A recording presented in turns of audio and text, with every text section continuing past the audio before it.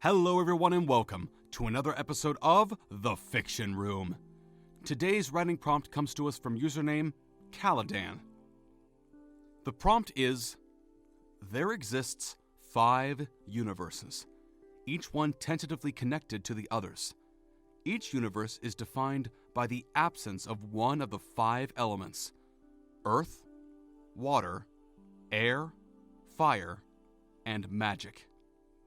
Our universe is the one without magic. Our first story today is written by J. Ray Wang. The first to come were the ones that wanted our fire. They came from a sinkhole in the ocean that our scientists determined to be a mechanism, much like a wormhole. Then came the ones that wanted our Earth. They crashed into our planet on 1,000 vehicles like meteorites, made of a substance unknown to our universe. And at last, the ones who wanted our air and the ones who wanted our water. They came together from portals that eviscerated our poles, one for the South Pole, the other for the North. Each had accomplished feats that left our scientists baffled.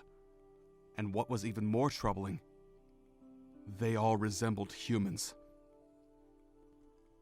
We had tried greeting the ones who wanted our fire. We sent them presents, precious metals, and the welcoming smile of our most expert convoys.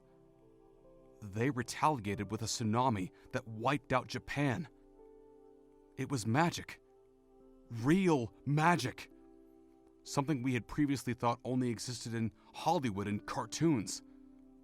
With a few incantations, they could manipulate the water, the earth, even the air that we breathed.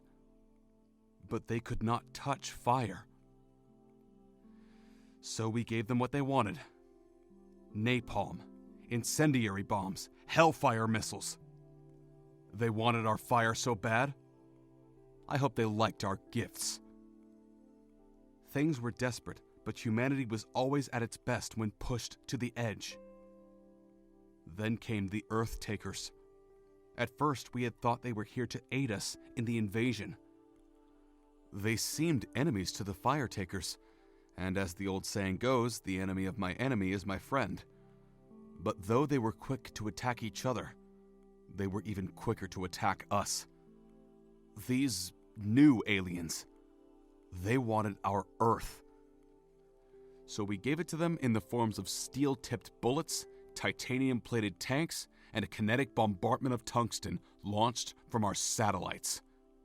By the times the portals opened in the North and South Poles, we already knew what to do. These aliens looked like us, but that was where the similarities ended.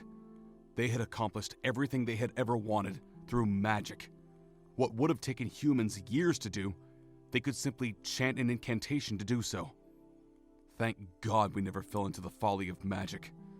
They have no idea what it means to move mountains by hand, to conquer skies armed only with dirt and stone, to create the greatest weapons in our known universe because we were pushed that far into the corner. Aliens this week would never snuff out humanity. That I promise you. Michelle's pen stopped at the period. The walls around her shook. Bits of dirt crumbled from the ceiling onto her desk. The lights swayed, dancing the shadows around her. She had spent all night on this letter.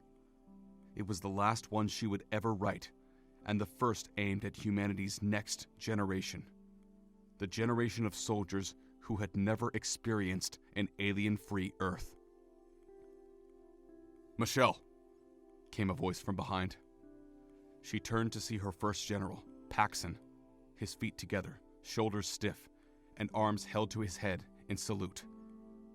They had started the resistance together when the governments crumbled and countries fell. At first, it had simply been a way to quell their anger, as the other aliens fought for lands rightfully theirs. Blow a hole in a supply chain, sabotage key communications, small-scale things. But just as the aliens had done, she had underestimated humanity's grit. 1 million calls, emails, and texts flooded her servers, and as she strung them all together, the resistance was born. "At ease, General," she said. Paxton lowered his arm. "Commander Gladstad, the Earth-Takers are approaching from the north in war balloons. Initial scouts report a tornado of fire dragged behind them." Michelle smiled at her friend. "At ease," she said. "Commander Gladstad? You sound like a grunt." She had always hated that title, Commander. In a previous life, she was a preschool teacher, and now, men of the highest positions of power all reported to her. Her friend's shoulder dropped. "As you command, Michelle." But this he said with a crescent grin. He knew how power annoyed her. She ignored his smile. "How are we holding up against the fire takers?" Still at a stalemate, but not for long. We're almost out of missiles, and our soldiers on the ground are being swallowed by the Earth itself." Michelle nodded. Not good news, but good enough. "And at our east and west?" "The others are approaching. Their scouts are already here with their armies soon to follow." She chuckled. Victory was always so bittersweet. "Paxton," she said, "get out of here. Tell everyone not in combat to do the same." He didn't move. He pressed his lips together and stared at Michelle. Humanity's commander. The last bastion of their old world. His friend. "Come with me," he said, pleading. "We don't fool magic," Michelle said, a grin parting between her lips. "They all came knowing full well that this is a trap, and that's because the bait is just too good to pass off. Look at that. Michelle from Podunk, Oshkosh, Wisconsin, the greatest military asset in the world. Not bad, huh?" Paxton coughed out a chuckle. He took a small breath and gritted his teeth. "Commander, it's been an honor." "Don't worry, General. I'll show them just how high the price is for the Resistance commander." "Yes, ma'am." The general straightened up. Every one of his muscles tensed. He jabbed his forehead with his hand and returned Michelle the sharpest salute she had ever seen. Without another word, he left. "Give 'em hell, General," Michelle whispered to the back of his head.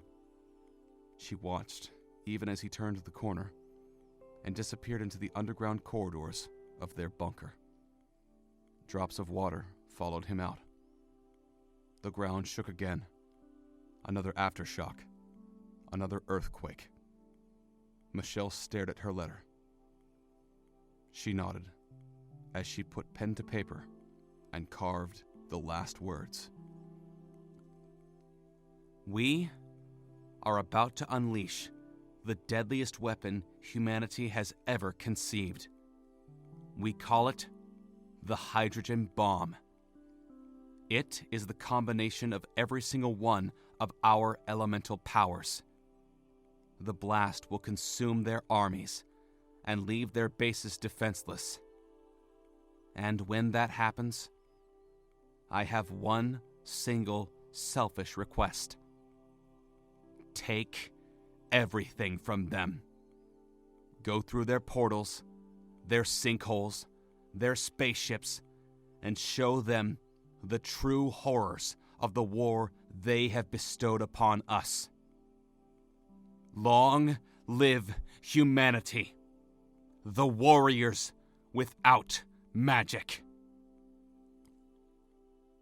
My name is Michelle Gladstad, and I am the commander of the Resistance."